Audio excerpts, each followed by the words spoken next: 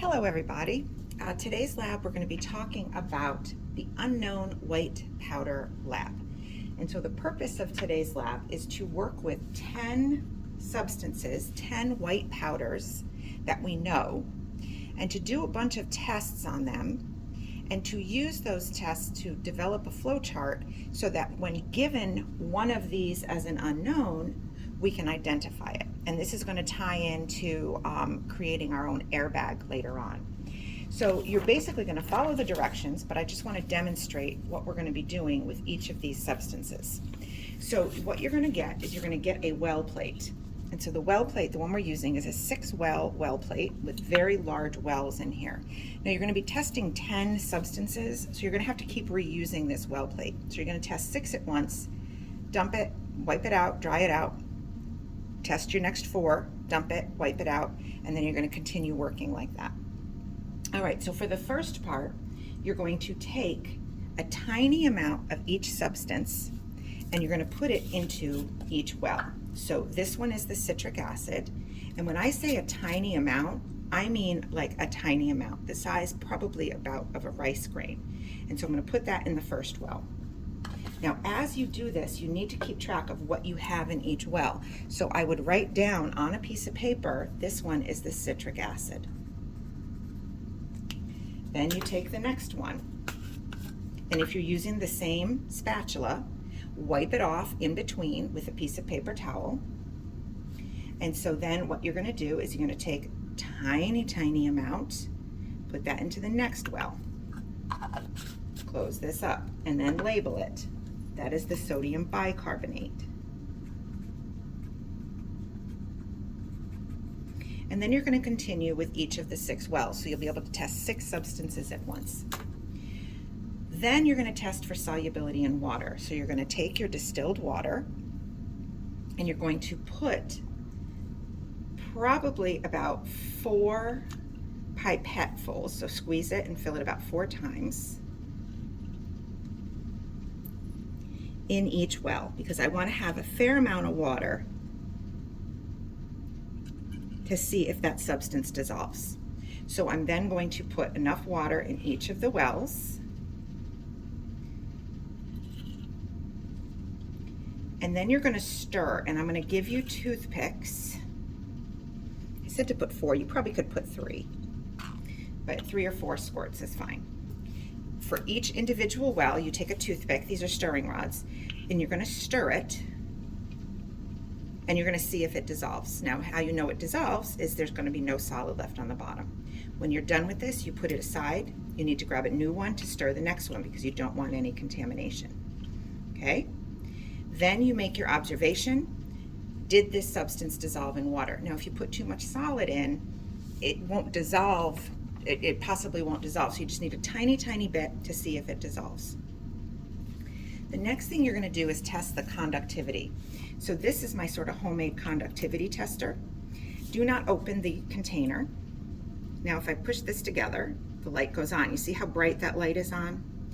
What you're going to do is you're going to put it into the solution to see if the solution conducts electricity. Now, if it splits into ions, so if it's an ionic compound or an acid, it will split into ions, and this light will go on nice and bright. So see how that went on nice and bright? Okay? If it doesn't split into ions, it will not go on bright. That one went on bright too, so that one splits into ions. Now, something like distilled water, it shouldn't conduct electricity, but I do get a little light here when I put it in.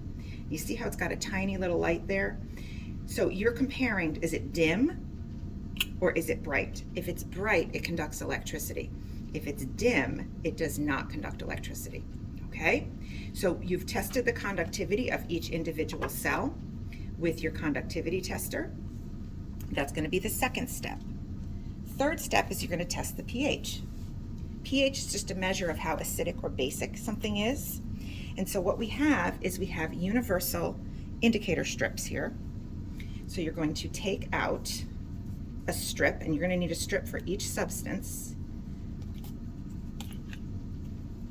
And all you need to do is just dip it right into the solution. And then you compare it to the color. So I would say this one is about a pH of between 2 and 3. It's very similar to those colors there. So you do that with this strip, you put it aside. You then get another strip and you test that one, okay? And you do that for all your substances. Then you're going to test to see if it's going to form a precipitate with sodium hydroxide. So you're going to take the sodium hydroxide and you're going to put just a few drops in, and you're going to see if a solid forms. Now in the directions it tells you the ones where you should get a precipitate and ones where you shouldn't, the ones that should be conductive, the ones that shouldn't. But you need to be able to see what's going on, okay? So you're going to do those right in a row. So you have your 6 substances set up. Is it soluble? Is it conductive? What's the pH? And does it precipitate with sodium hydroxide? All of these substances can go down the drain. So you're then going to dump it. You're going to rinse it with water. You're going to dry it out with paper towel. Do the next 4. Do those 4 tests with the next 4 substances. Okay? Then you dump it. And now you're going to repeat everything, but you're going to test the solubility with vinegar.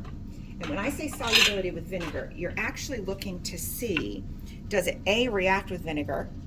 Does it B, dissolve in vinegar? You're actually kind of looking for 3 things. Does it do nothing? Does it react? Or does it just dissolve? So again, what you're going to do is you take a clean spatula, you put a tiny bit of each substance in there, labeling it. You wipe off your spatula in between. Take a tiny bit, like a rice-sized amount, put the next one in, and then you're going to put probably about 2 to 3 pipettefuls of the vinegar. And you're going to see if it bubbles and if it forms a gas. Remember, that's a sign of a chemical reaction. So that one's bubbling a little bit. So now we can see that that reacts. Now there's some that aren't going to react, but they'll dissolve, and there's some that aren't going to react and they won't dissolve. So that is what you are noting. Okay, you do that with all 10. And again, you're going to do 6. You're going to dump it. You're going to rinse it. You're going to dry it out. Do the next 4. Dump it, rinse it. Once you're done with the vinegar, you're done with the well plate. So then you can take this and you can put this aside. Next thing you're going to do is you're going to test to see if these substances react with iodine. Iodine, you can do a test when you're working with iodine and starches. That can identify if something is a starch. So what you're going to do with each of the substances, you're going to take, and I'm going to pick one on purpose. You're going to take a pea-sized amount, again with a clean spatula, and I would even say a little bit smaller, like smaller than a pea. You're going to put a little bit of that on a piece of aluminum foil. You are then going to take some of your distilled water and you're going to put a couple drops on there.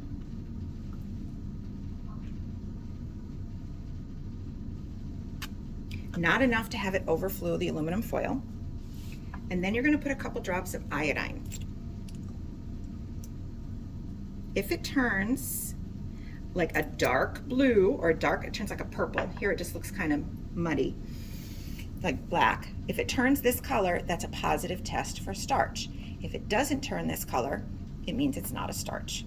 Okay? You're going to do that with each of the substances.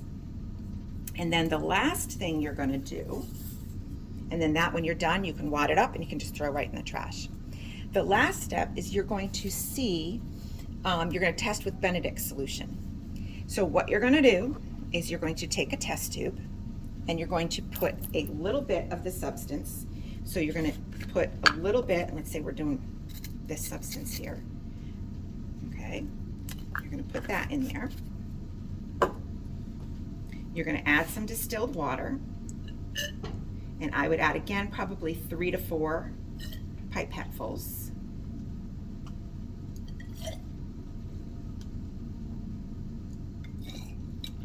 And then you're going to add what is called Benedict solution. So you're going to put, you can hold this with the tongs. You're going to open this up and you're going to put a couple drops of the Benedict solution in there. Now what you're going to do is you're going to then, you can stir it with the stirrer. And then you're going to bring it up front, and I'm going to have a beaker of boiling water. And what you're going to do is you're going to put it into the test tube, into the boiling water. You're just going to put it in like this for about 5 minutes. If it turns red, and it potentially could go through yellow, and then it will turn potentially red, a reddish color, then it's a positive test for glucose. So you're going to do this, and I don't want you to do it with every substance. I want you to just do this test with glucose and with citric acid. Okay, you don't have to do this with every substance because glucose is the only one that should react.